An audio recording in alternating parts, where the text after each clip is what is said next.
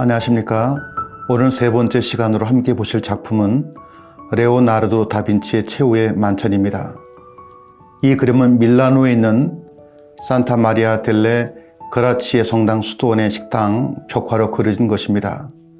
크기는 가로 880cm, 세로 460cm이며 1495년도에 착수해서 1498년까지 3년간에 걸쳐서 그려진 작품인 것입니다. 그림의 내 귀퉁이는 실제 식당의 천장과 벽 모서리가 맞닿아 있는 부분과 정확하게 일치합니다. 그림 속의 방은 식당과 연결된 것처럼 묘사되어 있지요. 그래서 식당에 들어선 수도사들은 마치 예수님과 제자들이 함께 앉아있는 공간에 들어온 것과 같은 착시 현상을 느끼게 되었다고 합니다. 이것은 정확한 구도로 그림을 식당의 완벽한 일부로 만들어낸 그의 큰 걸작품이라고 평가되고 있습니다. 이 그림의 특징을 보면요, 가장 완벽하게 원근법을 구현한 그림이며 정확하게 예수 그리스도의 머리 부분에 맞추어 다빈치가 원근법을 적용하여서 예수님이 이 그림의 중심이 되게 했던 것입니다.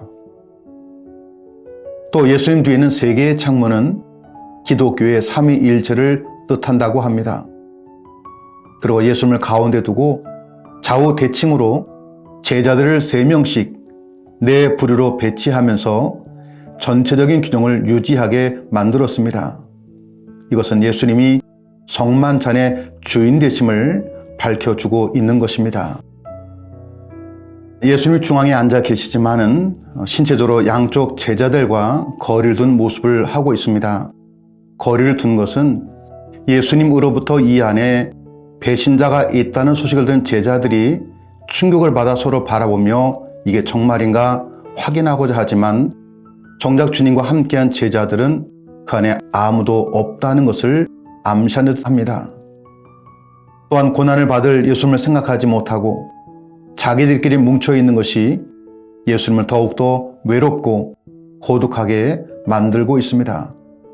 하지만 예수님은 온유함을 잃지 않고 자신이 가야 될 십자가의 길을 받아들이는 그 모습을 우리는 느낄 수가 있습니다.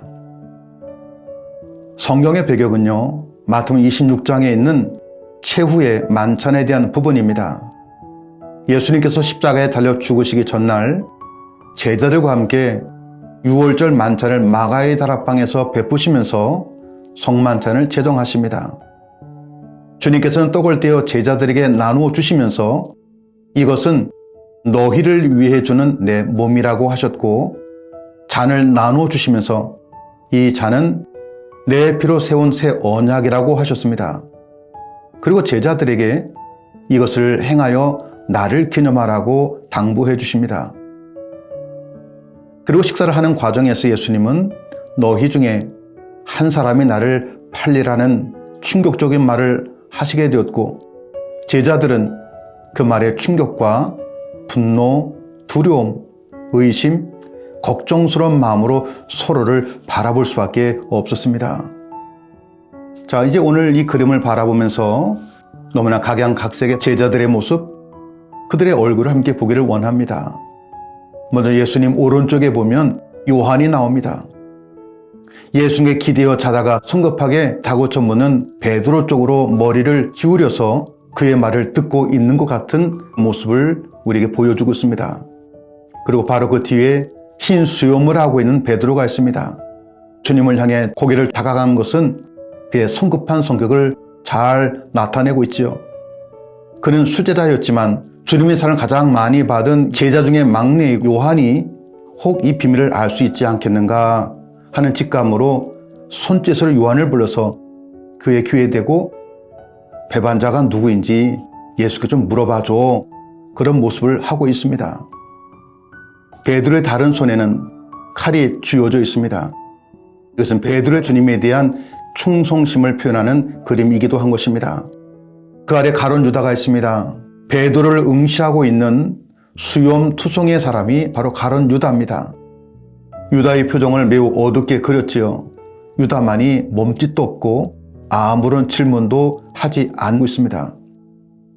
유다의 오른손에 돈주머니를 움켜쥐고 있는데 이것은 승을 팔아 넘긴 대가로 받은 은 30냥인 것입니다. 예수님 말씀에 다른 제자들이 당황하는 사이에 그는 자신도 아무것도 모르는 것 같은 표정으로 베드로와 요한을 향하고 있습니다. 그의 왼손은 앞에 놓인 빵을 잡으려고 합니다. 베드로의 부탁을 받은 요한이 주님께 누가 배신자인가 라고 물었을 때 내가 빵을 적시어 주는 그 사람이 바로 배신자다. 지금 유다는 주님께 적셔달라고 하기 위해서 빵을 잡으려고 하고 있습니다. 다빈치는 그의 몸짓과 표정을 통해서 유다는 이미 제자들과 결별된 배신자임을 표현하고자 했던 것입니다. 그 옆에 놀란 듯 10손가락을 펴고 있는 안드레와 또 큰 야고보, 바돌로메 그들이 오른쪽 맨 끝에 한 무리를 이루고 있습니다. 예수님의 왼쪽에 보시면 녹색 옷을 입고 있는 야고보가 있습니다. 그는 공포에 질린 듯 양팔을 벌리고 있고 빌립도 자기 자신을 가리키며 결벽을 주장하듯 주님을 쳐다보고 있습니다. 그 사이에 도마가 있습니다. 그는 놀람의 표시로 손가락 하나를 들고 도대체 배신자가 누굽니까? 라고 묻고 있습니다. 그 손가락은 큰 상징이 됐습니다. 그는 부활하신 예수님을 만났을 때에 주님의 상처받은 옆구리에 손가락을 넣은 후에 나의 주님, 나의 하나님이라고 고백했던 장본인이었습니다. 신앙에 대한 끊임없는 질문을 하는 사람이 하나님을 만날 수 있음 또한 우리에게 암시해주고 있는 것입니다. 또 맨 왼쪽에는 침착하고 지적했던 마태, 다데오, 유다, 시몬은 믿을 수 없는 상황에서도 냉정을 찾으려고 애쓰고 있습니다. 다빈치는 예수님의 제자들 각자의 기질을 생각하면서 예수님 말씀을 들은 후에 어떻게 반응하고 있는지를 정확하게 묘사하며 그림을 그렸던 것입니다.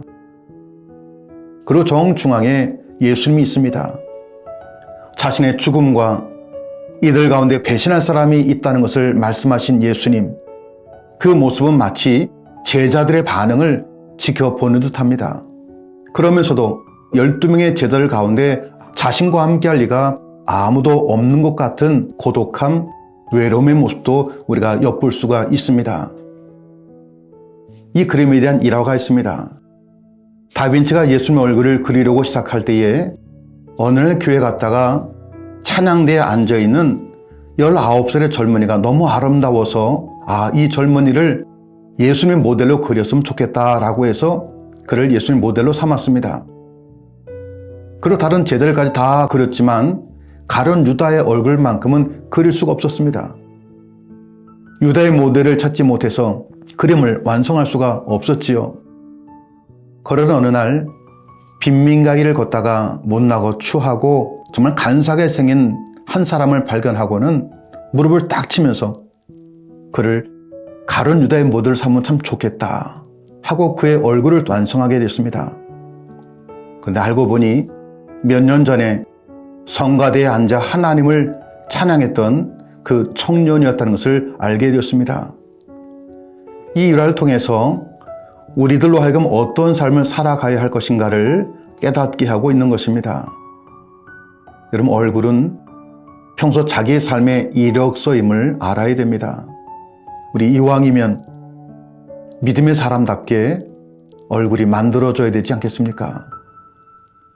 우리가 이 그림을 바라다 보면서 우리가 느끼고 또 함께 경험해야 될 것은 주님의 마음을 헤아리지 못하고 지금도 내 생각만 하고 있진 않는가. 그 제자들을 통해서 우리의 모습을 보았으면 좋겠습니다. 지금 우리는 누구의 모습과 비슷합니까? 내가 지금 그 제자들 가운데 앉아있다라면 내가 머물 자리는 또한 어디가 되겠습니까?